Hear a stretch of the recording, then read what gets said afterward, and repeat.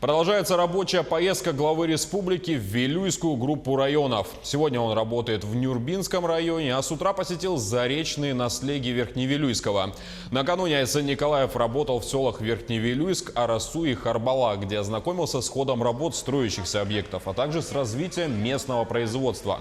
В частности, в районном центре он осмотрел строящиеся здания интерната Верхневилюйского республиканского лицея и здание компьютерной томографии Центральной районной больницы.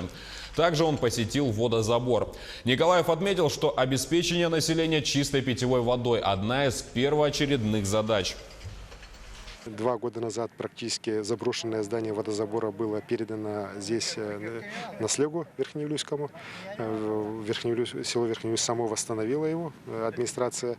Сейчас водозабор начал работать, вода отвечает всем требованиям. Вместе с тем, конечно, там применяются и устаревшие технологии конца 20 века. Сейчас вот у нас уже по линии Министерства ЖКХ работа проведена, конкурсы уже практически проведены, так и в следующем году будет уже проводиться активная работа по всей Вилюйской зоне по установкам для очистки воды.